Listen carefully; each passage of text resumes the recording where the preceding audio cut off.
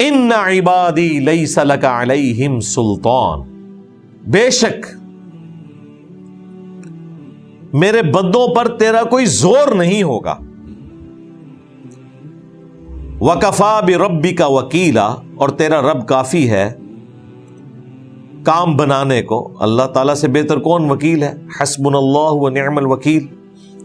اب یہ بڑی امپورٹنٹ بات ہے. یہاں پہ اللہ تعالیٰ نے فرمایا کہ میرے بندوں پر تیرا زور کوئی نہیں ہوگا.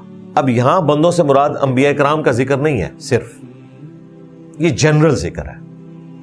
باقی جگہوں پہ آیا نا کہ جو میرے مخلص بندے ہیں، سورۃ الحجر میں، سورۃ الاعراف میں، کہ جو میرے چنے ہوئے بندے ہیں ان پہ تیرا زور نہیں چلے گا، اور وہ ہیں انبیاء. باقیوں کو تو اللہ نے نہیں چنا، انبیاء کو چنا ہے، باقی تو ایفرٹ پٹ کریں گے. لیکن یہاں یہ بات نہیں آئی کہ میرے چنے ہوئے بندوں کے اوپر تیرا زور نہیں ہوگا. یہاں آیا کہ میرے جو بندے ہیں ان پہ تیرا زور کوئی نہیں ہوگا. مراد کیا؟ جو سورہ ابراہیم کی آیت نمبر 22 میں بڑی تفصیل سے بولا تھا، شیطان سے آخری ملاقات. اس میں جب قیامت والے دن شیطان انسان اکٹھے ہوں گے تو وہاں پر شیطان بھی ایک تقریر کرے گا، واز کرے گا، اور کہے گا کہ دیکھو دنیا میں اللہ نے جو وعدہ کیا تھا وہ پورا کر دیا، اور میں نے جو وعدہ کیا تھا آج میں اپنا وعدہ توڑتا ہوں. نہ تم میرے کچھ کام آ سکتے ہو، نہ میں تمہارے کچھ کام آ سکتا ہوں.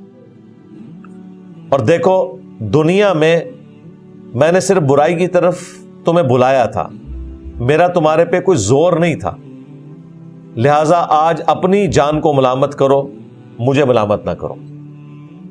یعنی شیطان جو قیامت کے دن کہے گا، اللہ تعالیٰ نے دنیا میں بتا دیا کہ میرا تم پہ کوئی زور نہیں تھا، صرف میں دعوت دیتا تھا. یہاں پہ بھی آ رہا ہے کہ میرے بندوں پر تیرا زور کوئی نہیں. یعنی زور سے مراد یہ ہے کہ اگر کوئی شخص مسجد میں جانا چاہتا ہے تو شیطان زبردستی اسے بازو سے پکڑ کے باہر نہیں نکال سکتا، اور نہ فرشتہ بازو سے پکڑ کے اسے مسجد میں لے کے جا سکتا ہے.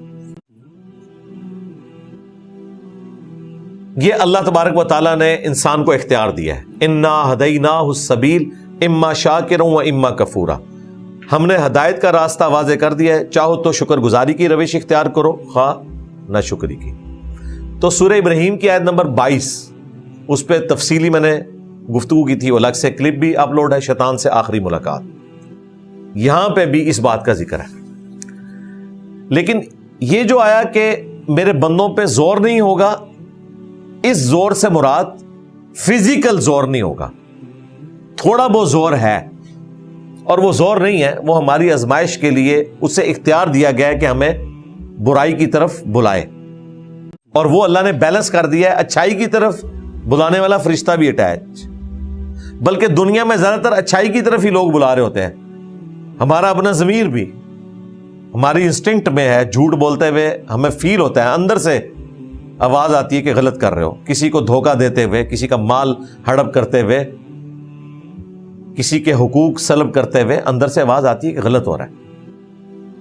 کوئی شخص یہ نہیں کہہ سکتا کہ مجھے کبھی محسوس نہیں ہوا. لہذا پازیٹیو سگنل زیادہ آتے ہیں، نیگیٹو تو بہت کم ہے، لیکن انسان نیگیٹو سگنلز کے پیچھے چلتا ہے.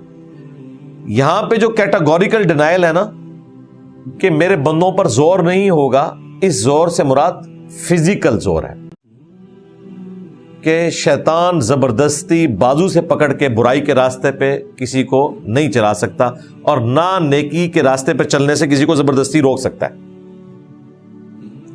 رہا وہ زور کہ وہ برائی کی طرف بلاتا ہے، وہ سورہ ابراہیم کی آیت نمبر 22 میں آیا کہ میں نے تو صرف تجھے دعوت دی تھی، تو نے میری دعوت قبول کر لی. دعوت تو وقت کا پیغمبر بھی دے رہا تھا، یا وقت کے پیغمبر کے ماننے والے آن دا بہاف آف پروفٹ بھی دعوت دے رہے تھے، تو نے قبول نہیں کی.